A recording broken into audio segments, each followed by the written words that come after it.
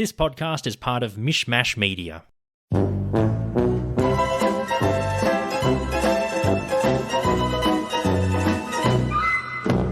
Hey buddy. Hey, how's it going? Very good. Welcome to another episode of Curbcast. My name is Ivan.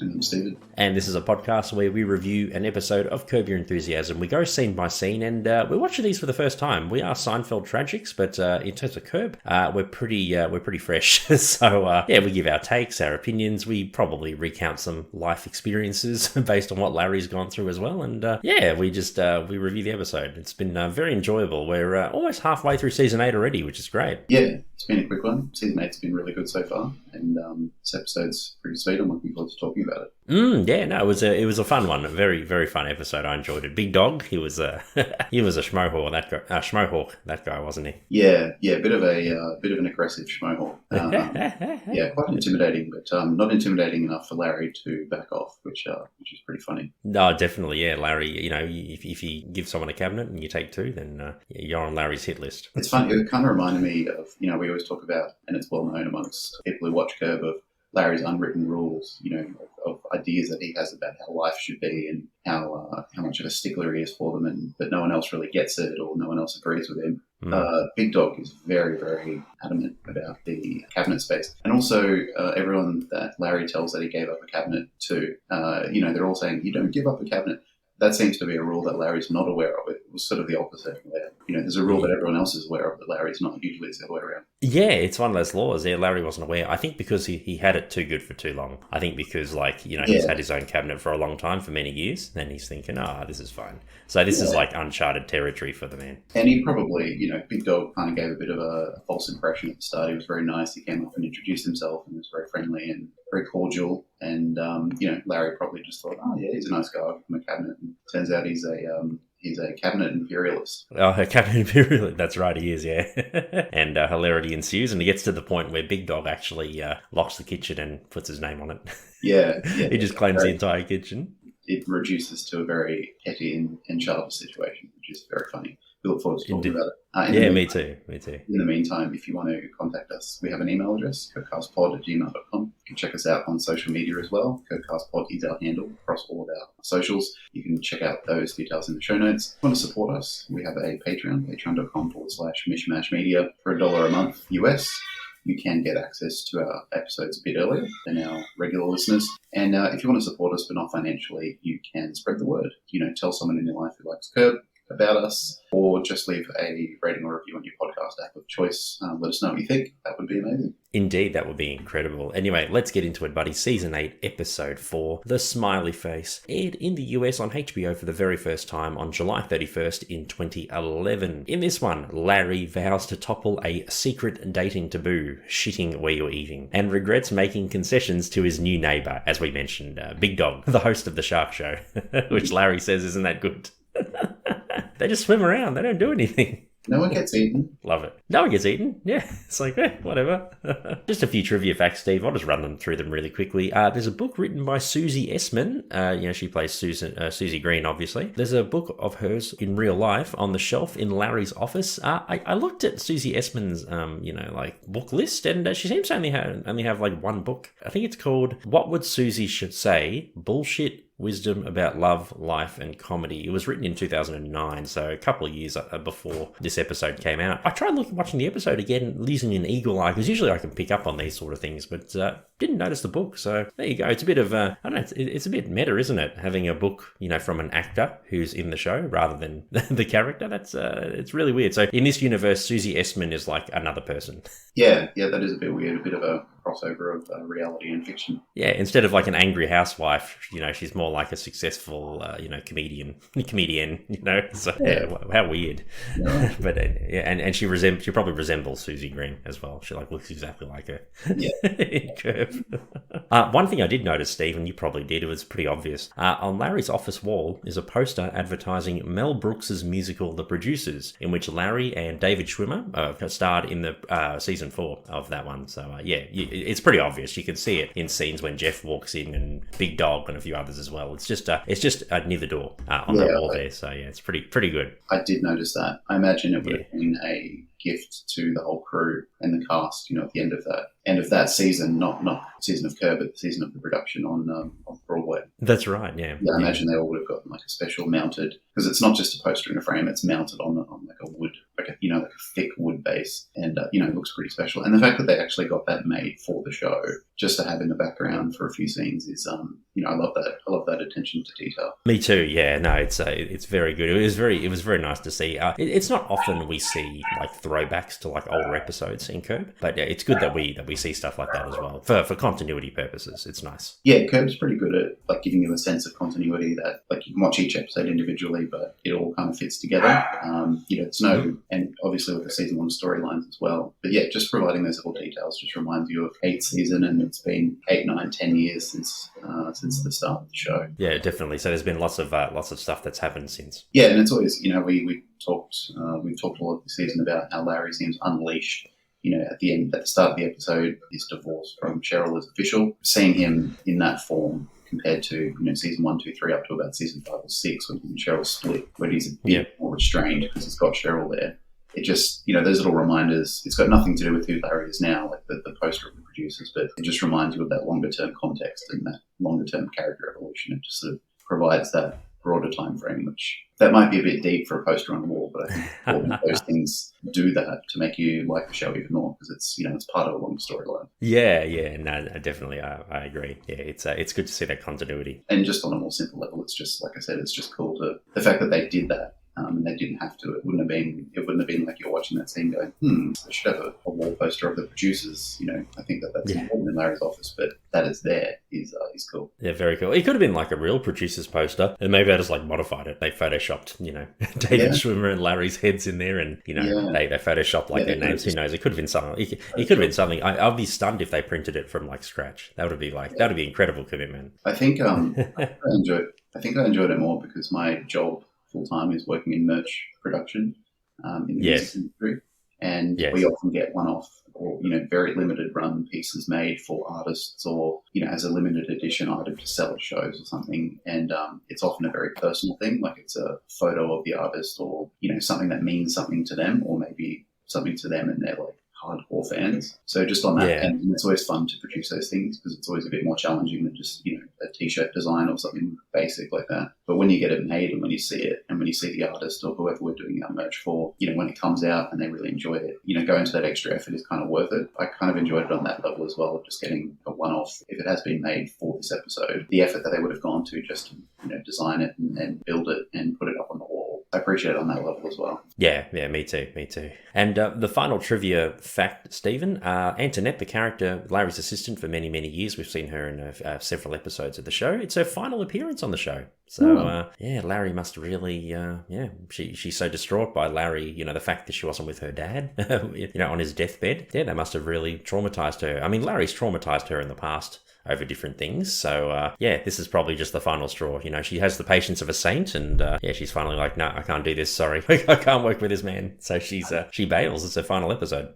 Had enough. We don't see Antoinette ever again, even though I think she's been in since season 1, actually. Yeah. Look, it makes sense. If anything's going to make someone quit and not come back, it's preventing them seeing their father on their deathbed. So that's going to be a reason to leave, I understand. Yeah, that's completely understandable. And like I said, in previous episodes, Larry has put her through the ringer, really traumatized her. So she's already carrying that trauma, and Larry just, puts the final, I hate to use this term in this context, putting the nail in the coffin, So, I couldn't think of a better expression, but Anyway, let's get into it, man. Smiley Face, scene 1. Larry is on the phone in his office and he can't find something that he needs. Jeff walks in for lunch. Larry says he forgot about lunch as his assistant Antoinette has been away for 3 weeks to see her dying father. Larry laments to Jeff that he doesn't seem to be dying. He's what he calls lingering. He laments that he can't fire her because of this.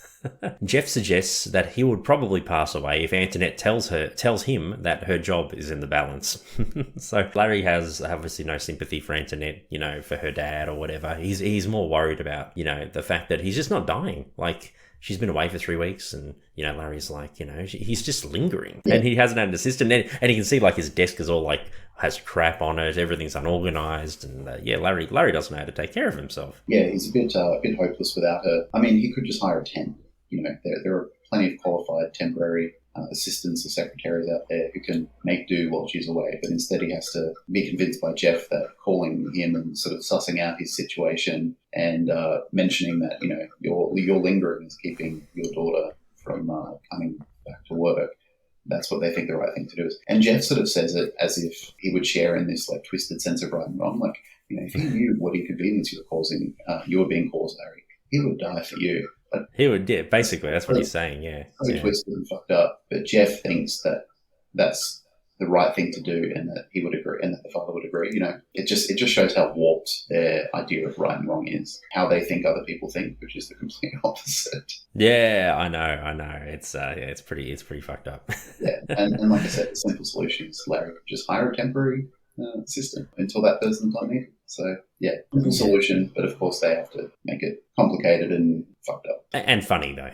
And fun, of course. I mean that would be unfunny and that would defeat the purpose of the show, but. In reality, that's what someone would do, but Larry's not a normal person. No. I mean, there's so many, like, you know, aspiring actors, actresses in LA. I'm sure you could find someone even in the entertainment industry, you know, who's struggling a bit and be like, oh, you know, you have like a temp job just to, you know, help me for a bit while you're trying to find a role, you know? Yeah. I'm sure there's like tens of thousands of people in LA like that. So Larry would have an entire fountain of potential and even candidates. If it wasn't someone, you know, who was looking for for a step in to that industry, just go to a temp agency, you know, just say, people do that all the time. Like people go out for a day or a week or a month and do that temp job and then move on to the next one. Even if it's not someone looking to break into the industry, they're, like you said, for comedy's sake, that's what they have to do. Would have been funny, like, especially in these times as Larry's now, you know, divorced. It would have been funny if he had, like, if this episode went on a turn where he actually hired a temp, but the temp was like a beautiful woman. And then he kind of like tried to, maybe he was like trying to pursue her and then, you know,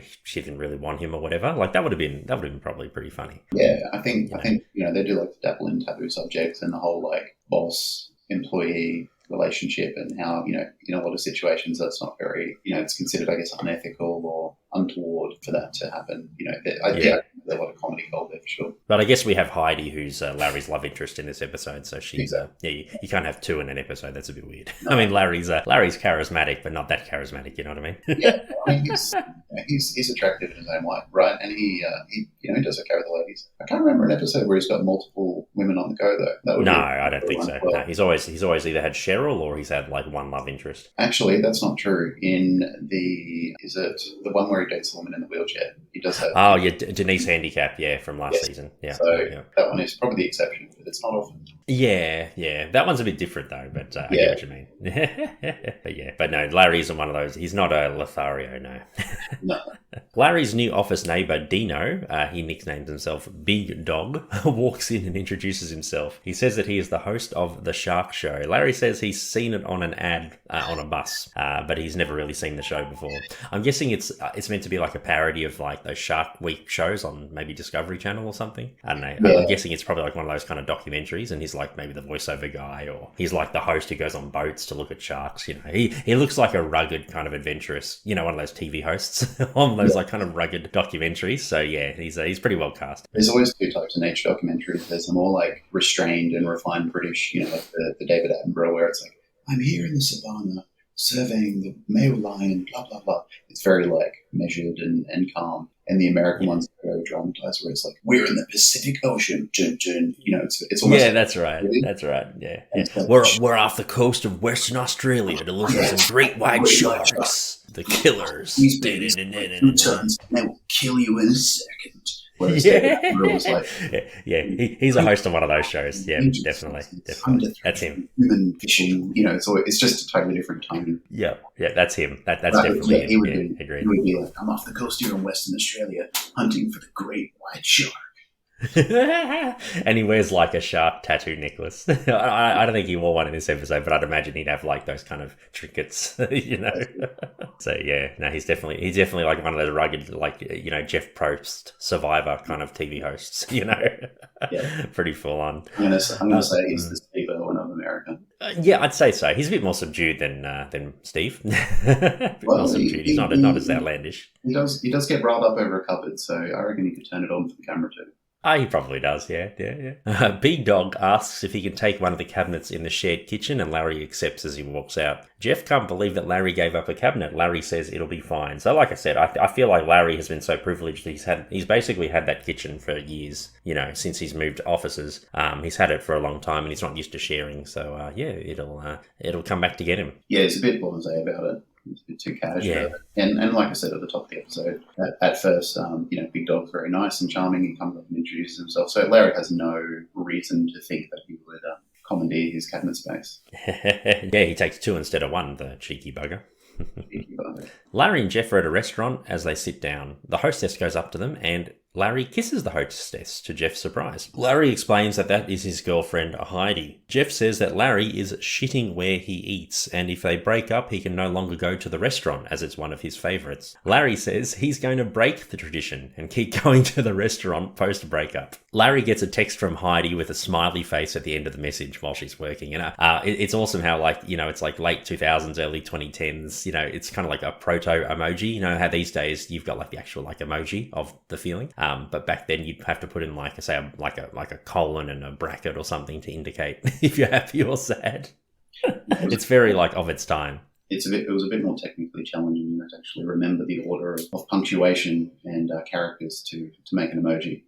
These days, right. Even if you do a smiley face, it just shows the actual emoji. You can't even do a colon and a bracket. It turns into so and even some phones are so smart, with predictive text sort of thing, where you can just type in laugh or smile or haha, and then the emoji will come up in your predictive text. Exactly. Yeah. Yeah, it's oh shit. Yeah. So you don't even have to look for it. You just type the feeling or the item or the object or whatever, and it'll be emoji, and you can select it. Yeah, too convenient. Yeah, times have changed.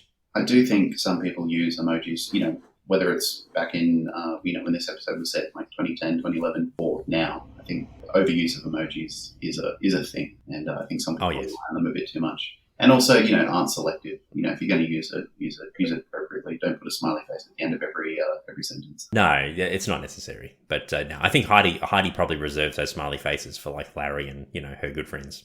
I doubt she does professional messages to her boss with smiley faces. I think it's supposed to be kind of flirty as well. It's a hey. Yes. They're just starting to date. It's kind of exciting and fun. I think it just adds a lightness to it. But it just escapes Larry. Yeah, it does. It's she writes, looking forward to seeing you on the weekend, smiley face. And Larry I think that's perfectly appropriate, but, Larry thinks it's so much more than it is. Yeah, I think so too. Larry and Jeff are not impressed with smiley faces. Their mutual friend Stu walks in and he goes in to hug them both. He goes to hug Larry and Larry comments that Stu's cheek touched his and that cheek-to-cheek contact for men is unacceptable. Unless if you're from Italy. In Italy they do the double cheek kiss, in parts of Europe as well. So that's acceptable. But I guess in the Western world, or, in America, it's not. Under Larry's terms, it's not acceptable. Cheek to cheek. Yeah, I think there is a tiny element of, I guess you just call it I guess you would call it homophobia. Not that Larry is homophobic at all. He's perfectly fine with queer people.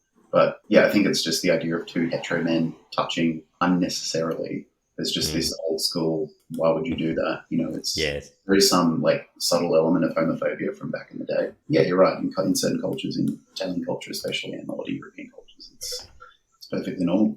Yeah, perfectly normal. No, but for Larry, there is definitely a touch of homophobia from Larry there. Yeah, just a touch. Yeah, just like I said, it's not like a yuck, men touching each other, but it's just more of a why is this necessary kind of thing. Yeah, that's right, yeah. Stu invites them for dinner on Saturday night. Jeff says that he is having issues with Susie and that they can't come. He understands as he invites Larry, who reluctantly says yes. Stu walks off. Larry is impressed with Jeff's excuse. Jeff reminds Larry that usually things go wrong between him and Susie, but that doesn't stop him from going for dinner. We've seen Susie and Jeff in many dinner scenes over the years, despite their rocky marriage, which is pretty much on the rocks. Yeah, so even Jeff's no, that's all good. Well, Susie and I could have an argument and we'll still go eat. That's no big deal. He just used it as an excuse to avoid Stu. Yeah, it rarely stops them from, going out or even having people over. That's right. I know. And it's a good cover for Jeff too. The default situation of their marriage is tense. So it's kind of they just take it for granted that that's how it is. That's how it is. Yep. She texted me. She texted you. How adorable. Yeah. Smiley face at the end. Oh, smiley face. See, I hate that. Ugh, I told her about the smiley faces. I can't stand it. and everybody uses them.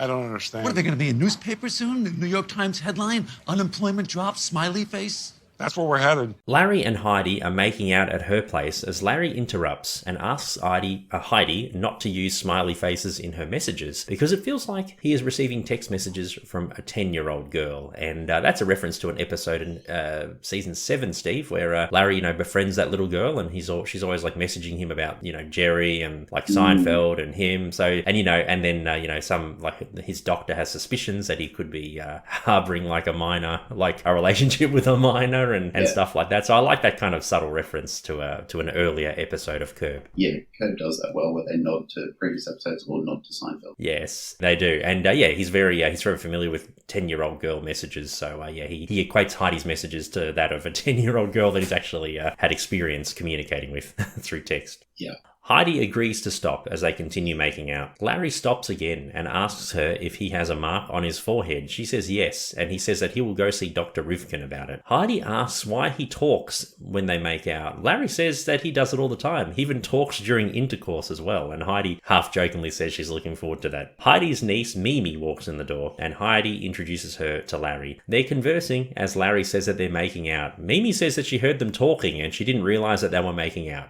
which is fair enough too, as she goes to bed. Heidi says they should have a break from making out tonight as Larry is about to head out the door. Before he leaves, Heidi asks Larry for some cash for the farmer's market tomorrow morning, and he lends her $60 cash as he walks out the door. So, making out while talking, it's not really appropriate in my opinion. I if you're making out, just go all in, you know what I mean? Yeah, I don't know, it's really weird. What's your take on that, Steve? Like, I think I kind of agree with the niece. Like, if it's good, you don't talk. Unless something comes up that's should be talked about, but just as like as a standard thing to just have a chat while you're making out, regardless of who it is or the situation.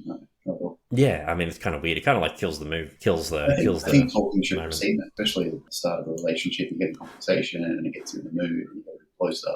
And then you make out. If you're sitting on a couch for hours watching a movie and you're shifting between conversation and making out, I think that's fine.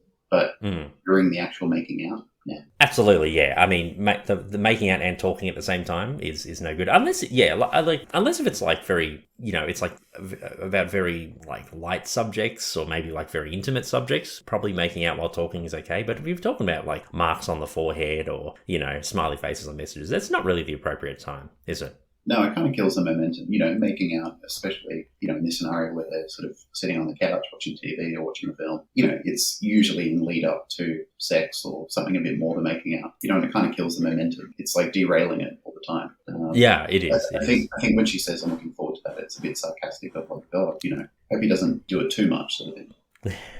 Hope he doesn't talk about like the economy while we're having sex. Exactly. Or something like that. That'd be a bit awkward. The next day, Larry walks into the shared kitchen in his office and he sees 2 cabinets with labels on them saying, "For Big Dog Only." And he is puzzled. He opens the cabinets to reveal food items all neatly stacked. He opens the furthest unclaimed cabinet to his left and he sees all of his food piled on into a messy pile. Big Dog walks in as Larry gets up him for taking most of the cabinets and stuffing all of his food into one cabinet, and everything's like just piled in. It looks like my pantry, Stephen. Larry says he was supposed to take 1 and not 2 cabinets. Big Dog said he took 2 cabinets because his crew from the Shark Show have to be fed as well, and they need supplies as well, like in between shoots and productions. Larry compromises for 1.5 cabinets each. Big Dog refuses, and he yells at Larry and walks out. So, Big Dog has become the big dog, hasn't he? Yeah, he's become a bit more assertive. He doesn't yell in the scene. He yells in the next one, but he actually says, like, this situation here, nothing's changing. Oh, yeah, that's right. He's more passive-aggressive in this one. He's a bit tense, but it's not like a fight there. You can sense it escalating. That's right, yeah. And he claims that his crew, I can imagine like the cameraman, the sound guy, all that stuff. All those people need like their supplies. And I guess they probably do like production meetings and stuff as well. When so they get back from location, they need their food ready to go. Yeah, that's right. When they're like discussing the next episode, what kind of shark are we going to go for? What part of the world are we heading to? I'm sure it's not that bad. I'm sure it's not that complex figuring that out. No. But yeah, Big Dog, he becomes the big dog in the kitchen, and Larry feels threatened. He does. You can sense the tension. Indeed. Larry calls Antoinette's father, Mr. O'Malley, from the hospital, and Antoinette is also by his bedside. Larry asks about his condition and how he's doing. Mr. O'Malley says he has no idea. Doctors don't tell him anything. Larry tries to confirm if Mr. O'Malley is terribly sick, in terms of like, so what are the doctors like? Do the doctors kind of like huddle together and they kind of whisper to each other around you? As in like, is it something like really serious? Like how do the doctors, like, do they kind of like look at you and go like, like what's their reaction? And Mr. O'Malley says he has no idea. Doctors don't tell him anything. And the doctors seem like okay. So Larry's just trying to gauge like how close to death Mr. O'Malley is, which is pretty funny. Yeah, he's trying to suss it out. Yeah. He explains the cabinet situation to Antoinette, and she says that you should never give away a cabinet, and Mr. O'Malley agrees. So, Mr. O'Malley, he probably worked in like an office in like the 50s or whatever, and he was familiar with the cabinet system as well, or maybe he worked like in a trade, and there was like a breakout kitchen room or something, and even he knows not to give up a cabinet. So, it's a time-tested law in office politics. Yeah, everyone knows about it except Larry. And like I said, the reason why I think Larry doesn't know about it is because he's had it too good for too long, and he's had the kitchen by himself. So it's a lesson that he's finally learning. Yeah, a bit too relaxed about it. Bit too relaxed, definitely. Larry asks if Antoinette can come back just for one day to sort out his things because everything's a mess. She agrees to do so. She reminds Larry that he's supposed to have lunch with Richard Lewis right now, and Larry hangs up. He's very frustrated and he's like, "See what I need? See, you got to be here." He says something like that. He's like, "See, this is why I need you." So he totally forgot he was having lunch with Richard at this moment. Yeah, he's useless for that. Yeah, exactly. Yeah. He needs like an assistant in his very busy schedule. Playing golf and shooting the shit with Jeff. He's got a busy schedule, Yeah, it's more of a social assistant than a professional assistant. Yes. Larry meets Richard for lunch and he apologises for being late. He explains to Richard that he was kept for 45 minutes at Dr. Rifkin's office. Richard can't believe it, as he says that Rifkin is usually very fast with his patients. He asks if Larry is lying, and Larry says, "No," in a high voice. Richard explains that when people lie, their voices go higher. Larry says he was emphatic. And this is a premise for the rest of the episode as well, in several situations. Richard gets upset that Rifkin is becoming, quote-unquote, one of those guys in Beverly Hills who keeps you waiting for a long time. Heidi walks up to them and she kisses Larry, and Richard is very surprised. Larry introduces her to Richard. Larry asks if Heidi went to the farmer's market. She said that she slept in and instead she used her credit card at Whole Foods. She confirms that she still has the $60 after Larry asks about it. She says she just wanted to say hi and to have a nice lunch as she walks off. So Larry is very suspicious. So he's thinking at this point that Heidi's fleecing her for cash. Yeah, and he's asking Richard about what he thinks about it, and Richard's like, you care about $60 when it comes to an intercourse with a woman like that, and exactly. Pass it off as well. It's a question of character, and I like Richard's retort to that, which is like, all right, Lincoln.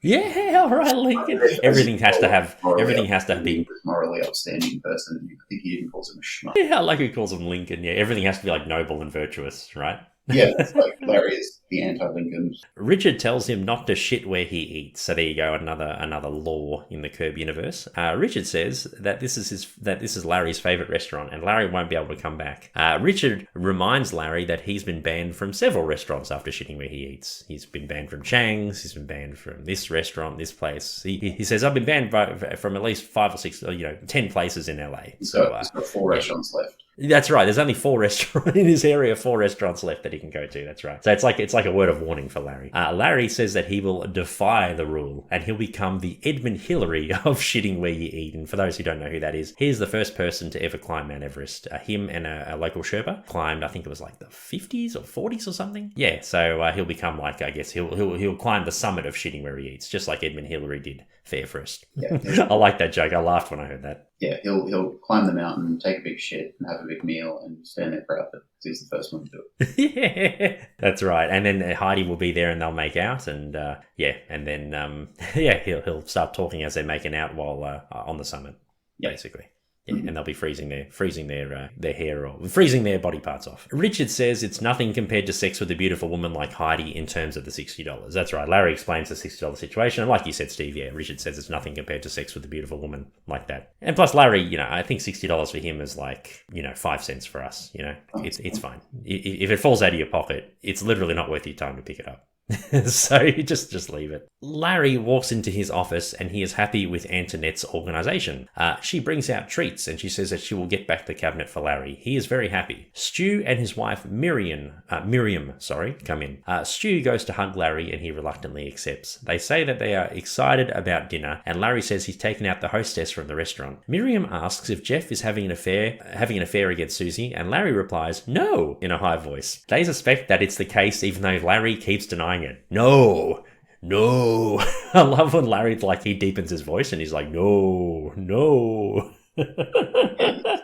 He's not having an affair. No. Yeah, he gets deeper and deeper. Yeah, it's all. Yeah, and a small flat upward inflection at the end. Yes. They claim that they won't say anything as they walk out. Antoinette answers the phone, and it's her mother telling her that Mr. O'Malley, her father, died. She hangs up the phone and tells Larry, who is drinking, it looks like he's drinking some kind of liquid, like some kind of snack. I have no idea. Did you figure out what that was? No, I didn't. It looked like food dye or something, and he's drinking it. It's like this little plastic thing with a little spout on the top. I don't know, it looked like one of those food colouring things that you add to cakes or whatever. It's really weird. I don't know. Or one of those soy sauce, fish shaped things, from the sushi shops. It kind of looked like one of those, and he was putting it in his mouth, and I was like, what the hell is that? I had no idea. Yeah, neither. Must be an American treat. I got no idea. If anyone knows what that is, please send us an email or send us a message on Facebook. That'd be great. She hangs up the phone and tells Larry, who's drinking some kind of liquid. He looks over in surprise as he's still drinking it. Antoinette gets upset about not being there for her father on his deathbed as she walks out. So pretty bad timing, he hasn't died in 3 weeks and she's been away. Larry says, look, can you help me out for one day? And on that fateful day, Mr. O'Malley passes away. So very sad for Antoinette, but she's very distraught, very guilty for not being there for her dad. Yeah. Which is understandable. Yeah, and like I said before, that's the reason for her not coming back. That makes sense. Yeah, that's literally the straw that breaks the camel's back, in reference to Palestinian chicken last week. Dr. Rifkin tells Larry his mark on his forehead is benign, and he prescribes him a bit of high SPF sunscreen. He gives condolences for Mr. O'Malley, and he says that he and Rifkin used to play in a band together, and he adds that he's been invited to play the song Danny Boy on flute at his funeral. Larry is about to leave as Rifkin says Richard cancelled an appointment at the last minute, and he asks why it's the case, because both of them are best friends. He adds that Richard's other referrals also cancelled at the last minute. When responding, Larry says no in a normal voice, and Rifkin accepts. So obviously, if Larry went no, like he has before, then Rifkin will suspect he's lying. So he knows that rule as well. Rifkin says that he needs to give Larry a full body scan as part of being, a patient of Dr. Rifkin's. Larry says he doesn't want Rifkin to see his penis. Dr. Rifkin insists it'll just be a very short glance of his penis, but Larry's very uncomfortable, and he walks out of the room while Rifkin's trying to call out to him. So, I say to myself, the only people that can see me naked are my wife and medical practitioners. And, I guess in this case, Larry, he's just a bit too uncomfortable. Yeah. Doesn't want a doctor looking at his junk. I guess it's kind of like the cheek-to-cheek contact. It's there's always this weird homophobic sexual element, even though it's completely non-sexual. I couldn't think of anything less sexual than a full body exam by a doctor looking for it's so bland. Looking for skin abnormalities. That's the least sexy, or sexual context I can think of. But there's just got these weird hang-ups about that, and if he's a bit insecure about it, that's okay, I guess. But I think he's overthinking it. Yeah, he is. Yeah, and even Dr. Rifkin said, "Look, it'd just be like a small glance for a second. I'm not gonna. He's not gonna stay under there for 10 minutes." And so, without being too, it is pretty personal, so what the hell. But the first time I ever had a full body exam and the doctor had to touch my bits and pieces, I must admit, even though I knew in my head that, this is necessary and, it's all above board and it's completely standard, and the doctor's not weirded out about it because, they do this every day, it did feel like there was a slight discomfort for me. Yeah. I think, and it's fine now if I have to, but yeah, and Larry comes from a different generation, and I think it's just a weird hang up as well. Yeah, that's him. But no, he's not happy with it. Even though Rifkin says he has to do it to continue being a patient, but he doesn't want to do it, and he just gets very uncomfortable, and he just he walks out. Rifkin's trying to call out to him, but he's not interested. As he's still talking as well, he just kind of goes, "All right, no, bye." Yeah, that's right. Yeah, now Rifkin's still like talking to him. Yeah, which is the rude part. Yeah. Larry is sorting cereal boxes in the office kitchen when Big Dog walks in. He says that he hopes Larry is putting those cereal boxes in a cupboard or a pantry. Larry says he has no space left to put them in and he has to put them on the counter. Big Dog says that the counter needs to be clear at all times and he begins to get aggressive. Larry reminds Big Dog that it is unfair that he took 2 cabinets. Larry grabs a label from one of the cabinets and rips it off. Big Dog gets mad. They continue to argue about the cabinets and cereal and the food that they both have. Larry pulls out all these things out of his cupboard. He's like, what are you got a cupboard for? This chocolate pretzels? What the hell? It's like he's pulling out like all this like bullshit filler food that Big Dog has in his cabinet. And Big Dog, I love how Big Dog pulls out like this bread. It's like, what's this 1.5 pounds of bread? It's like yeast free. Larry says it's yeast free bread. It's good bread. Good quality bread. Yeah, I think good bread. Big Dog's diet or his food choices are very much like almost like a stoner, just like chocolate, shit, just junk food. A casual American diet, if you will. Yeah, basically like all sugar, corn syrup, starch, carbs. Yeah. Larry says that Big Dog's show sucks, as Big Dog gets mad about it. He said he watched an episode the other day and he hated it. Larry says that he will now call Big Dog Dino, and he gives him the finger and walks off. Big Dog throws the bread in Larry's direction and says to stick all this food up his ass. And he's very, very mad, and I guess that's the turning point where Big Dog decides to claim the kitchen for himself, as we find out later. So yes, it's a bit of a war, a food war, if you will, going on in the kitchen. A food fight. Sort of. So basically, we find out that Big Dog, he's a very vindictive guy, and he'll take measures to claim the kitchen as his own. Yeah, he's very protective of his new territory. Like I said, he is. He's a kitchen cabinet imperialist. He is, yes. Larry and Heidi are by Larry's pool at his house as he explains what happened to Antoinette's dad. Heidi says that sounds awful. Heidi says her dad died 2 years ago, and Larry gives a mild reaction, like a, rather than like condolences or whatever. Heidi asks what that reaction was about, and that he should have said sorry or something similar. Larry says the sorry window has closed on it, as 2 years is a long time for someone's passing. He equates it to like saying Happy New Year in October. No. Oh man, that's cold.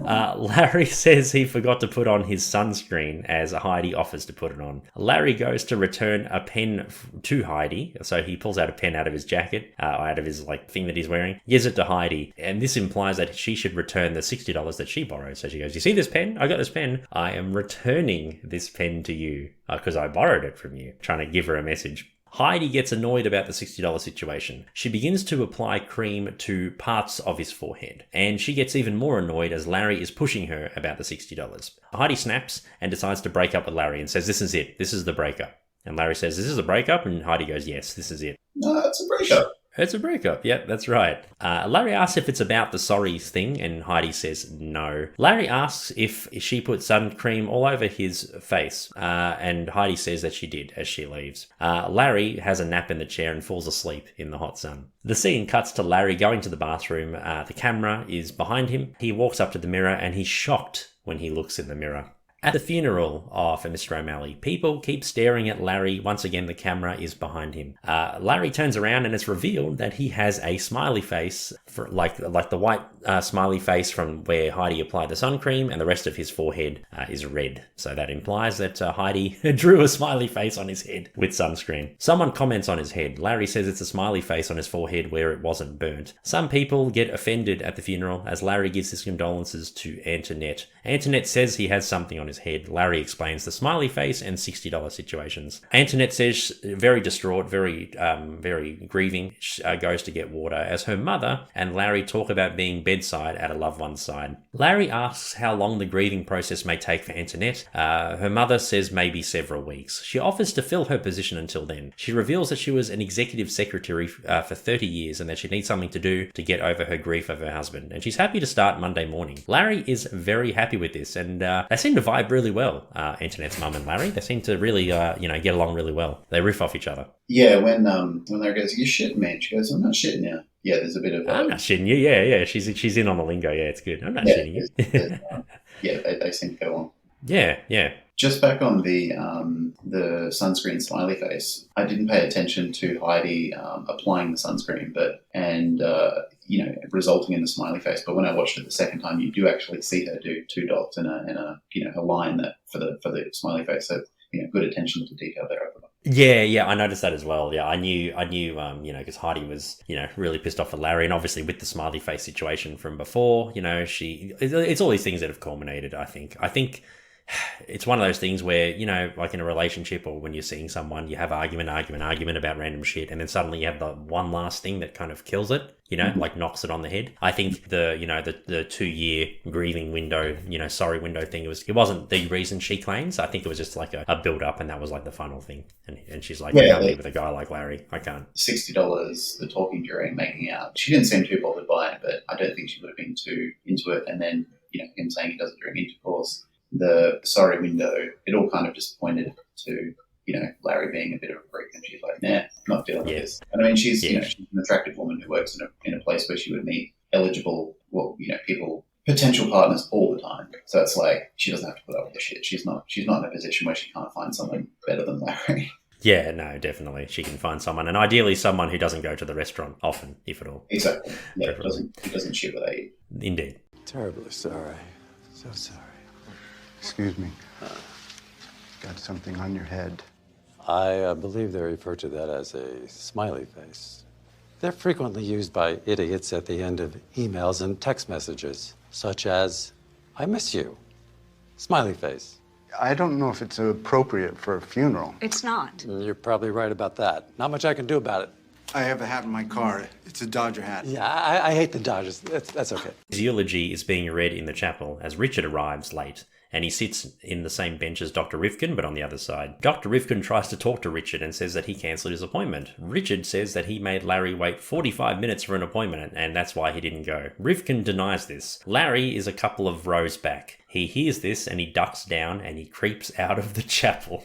I love Larry's physical comedy. I love moments like this. It's good. Richard and Rivkin agree that Larry lied, and they apologise to each other as Larry sneaks out of the chapel. The funeral procession are heading to the cemetery. Rivkin pulls up next to Larry, and he tells him to pull over, and they both pull over. So Larry drives a Prius. Dr. Rivkin drives, it's like a Porsche. Is it like a Porsche Cayenne Turbo or something? It's like an SUV, like a Porsche SUV of some sort. Yeah, a Cayenne. Yeah. So yeah, you can tell he's doing pretty well for himself as a skin doctor in LA. They both get out of their cars. Dr. Rivkin calls Larry out for his lie and that Larry slandered him and cost him business. Larry explains the late lunch situation to Richard, and he apologizes.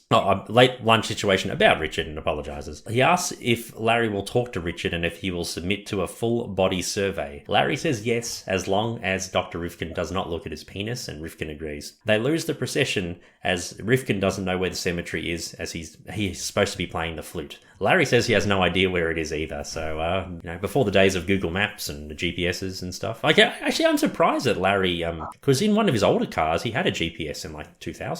I guess his Prius doesn't have a GPS. Even if they haven't plugged it into their GPS or Google Maps, whatever, you think they would at least have the address written down somewhere. Yeah, I think they were relying on the procession, the whole convoy of cars. They were just like going to follow them. Or just, just call someone. Just be like, hey, sorry, we lost you. Where's the cemetery? Yeah, I know. It's a very easy solution to this problem. But, of course, it has to be a big deal. They weren't thinking, no. Even Rivkin seems a bit clueless as well. The scene cuts to the procession at the cemetery, and they're all wondering where Dr. Rivkin is as he has supposed to perform. A couple say that Rivkin keeps his patients waiting, and just like keeps his patients waiting in his clinic, just like keeping them waiting for the funeral, for the burial, as they will all cancel their appointments. And I love how the rest of the crowd, like a lot of the crowd, are saying, "Yeah, I'm going to cancel too. Yeah, me too. So after that rumor that Rivkin keeps people waiting, they realize that he keeps us waiting even in burials as well. So he's no good, not a good guy. So I can imagine Rivkin will probably have to sell his Porsche or get it repossessed or something if he's got payments on it. Might have to skip a month's payment. He might have to, yeah. So after one rumor, it costs one rumor costs Rivkin. As they say, it takes a lifetime to build a reputation and a moment to ruin it. But in this case, it's not him that did the ruining. I was going to say it takes a Larry to ruin it. Yes. It takes a Larry to, that's right. A lifetime to build a reputation and a Larry to ruin it. I love it. Perfect phrase. Perfect saying. Larry is in his office as Antoinette's mum, Rosemary, that's her name, is assisting him. He is very impressed by her work ethic. She says that she will get that cabinet back as she introduces herself to Jeff and walks out. Larry explains that the lady is Antoinette's mother, as Larry says that he has to go to the bathroom. A few seconds later, Rosemary walks in. Jeff asks if she's okay after her husband's passing, and she says she's getting there, she's hanging in there, and then she starts crying. The scene cuts to Larry walking out of the bathroom. He walks past the kitchen and he sees that Big Dog has put up a sign on the kitchen door saying that it's his and that the door is locked, as Larry is yelling that he has a cabinet in there with his food. Stu walks up to him in the hallway and he goes in for a hug. This time Larry refuses, but Stu grabs him anyway. Stu says that he is excited about dinner with Larry and Heidi. Larry says that things aren't great with Heidi and himself, and Stu says he doesn't believe it, and he asks if Larry and Jeff are lying. Larry says yes, and then confirms it with a yes. Stu can't believe it. He says that Miriam told Susie that Jeff is having an affair because Larry's voice went up when questioned the other day, and Larry's very shocked. Susie is walking through the car park muttering to herself about Jeff. She walks to the window and sees Jeff consoling Rosemary as she thinks that is the woman he is having an affair with. She screams expletives and walks off. Larry and Stu continue arguing as Susie walks in to go to get Jeff. Larry runs after her. He bursts open his office door and off screen Susie is hitting Jeff as Rosemary is begging her to stop hitting him. Larry is watching on in horror, so we don't see the violence, but we see Larry's shock reaction. Yep. And Rosemary's pleading for her to stop, and it's a shit show. And then Caesar's like, oh, you're fucking Antoinette's mother. Jeff is like, this is Antoinette's mother. You're sleeping with Antoinette's mother? What the fuck? And Rosemary's like, please stop. Please, I beg you. So yeah, Susie, it's not often we see, it's implied that Susie gets physical on Jeff. So yeah, that's... Normally it's more verbal abuse. Yeah, that's right. Yeah, so this must have really ticked her off. So yeah, lucky she didn't know about Bam Bam, hey, in season 7. Oh my God. Like she's threatened many times, she would have cut Chapstick off. Oh, absolutely, yeah. Even mentioning the word divorce, in the divorce, this, episode 1 of season 8. Taking balls to the wall or something like that.